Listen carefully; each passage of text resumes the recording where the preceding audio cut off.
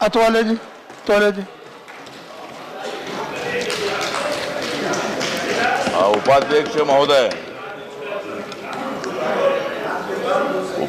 महोदय, मैं देश के संविधान की लेकर आन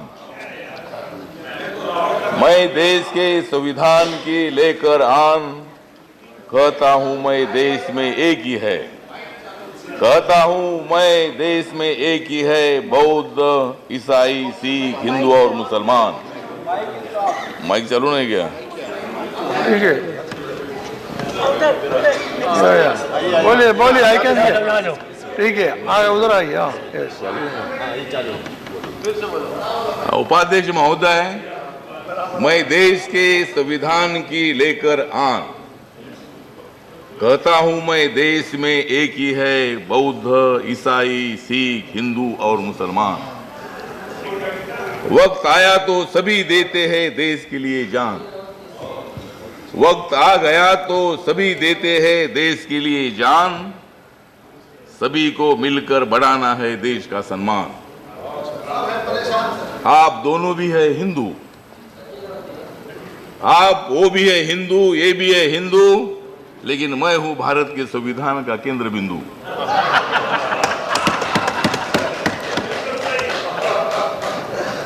मैं नहीं हूं भोंदू, लेकिन मेरे मित्र है सारे हिंदू। तो आज एक चर्चा हो रही है, ये अच्छी बात नहीं है। गो हत्या के नाम पर किसी की हत्या हो, किस पर हमले हो, पिटाई हो, दलित समाज पर अत्याचार हो।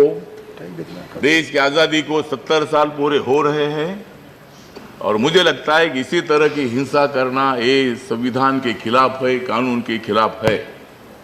मुझे लगता है कि भाई इस विषय पर दलित अत्याचार और गो हत्या के संबंध में नहीं होनी चाहिए राजनीति। मुझे लगता है कि दलित अत्याचार और गो हत्या के नाम पर मत करो राजनीति। हम दोनों ने बनना चाहिए एक दूसरे का साथी। अगर लोकतंत्र को हमें आगे बढ़ाना है, मतलब कल हम लोग उधर थे, मैं उधर था, मतलब मैं आपके साथ इधर ही था, बाद में मैं इधर आ गया।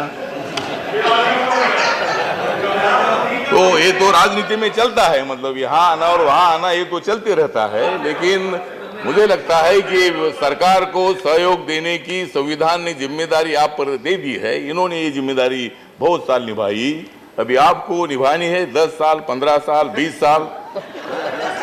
मतलब जब तक नरेंद्र मोदी है, जब तक है देश में नरेंद्र मोदी, तब उनके पास रहेगी सत्ता की गादी। तो मतलब वो काम कर रहे, सबका साथ सबका विकास का काम कर रहे हैं। उन्होंने गो हत्या के नाम पर गुंडागर्दी का करने वालों का ऐलान किया है।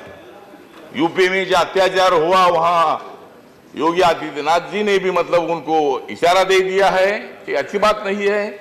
और यहाँ ये लोग गए, ऐसा तो समझना ही ठीक नहीं है। कौन सी पार्टी के है, कौन सी भी पार्टी के होने दो, मेरे पार्टी के भी होने दो, मैं उनको अंदर डालने के लिए तैयार हूं। मैं मतलब किसी भी पार्टी के हो, यहाँ कोई पार्टी का विषय नहीं उपाध्यक्ष महोदय, लेकिन इसी तरह की हत्या हो रही है, हमले हो रहे हैं। इसको रोकने के लिए सरकार ने कोशिश करनी चाहिए। दलित समाज पर सहारनपुर हो या और भी कहा हो, ठीक है, जगह जगह पर मतलब इसी तरह के अत्याचार हो रहे हैं। धन्यवाद। आज देश भर में कम से कम 45,000 से ज्यादा अत्याचार होते हैं। आपके कार्यकाल में भी अत्याचार हुए हैं, इनके कार्यकाल में भी अत्याचार हो रहे हैं। इसका मतलब कोई कांग्रेस की सरकार या बीजेपी की सरकार अत्याचार करने के लिए बोलती नहीं है। आज भी जातीय व्यवस्था कुछ लोगों के दिमाग में है। धन्यवाद। जातीय व्यवस्था को खत्म करने के लिए मेरा निवेदन यह है कि हम सब लोगों ने मिलकर मतलब देश को मजबूत बनाने की आवश्यकता है। और एक दूसरे पर ज्यादा आरोप ना करते हुए देश में शांति रहनी चाहिए। और शांति रहेगी तो भी हम आगे जाएंगे, क्रांति हो जाएगी तो भी हम आगे जाएंगे। और इस सरकार को रोकने के लिए यहाँ कोई विशेष बात नहीं। और इसलिए मैं हमारे मायावती जी यहाँ होना आवश्यक था। आपने रिजाइन दे दिया, मुझे बहुत बुरा लगा, अच्छा नहीं लगा। आपने यहाँ रहने की आवश्यकता थी। एक हमारी दलित की बेटी 3-4 बार मुख्यमंत्री रही है और आपने इस्तीफा देना ठीक नहीं था।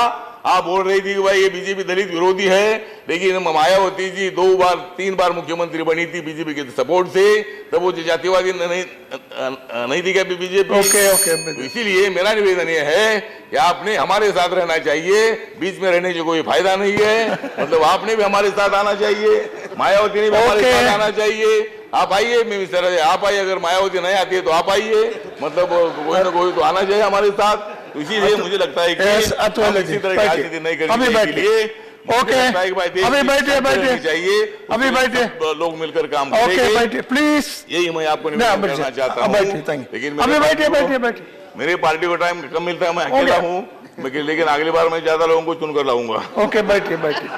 Now announcement.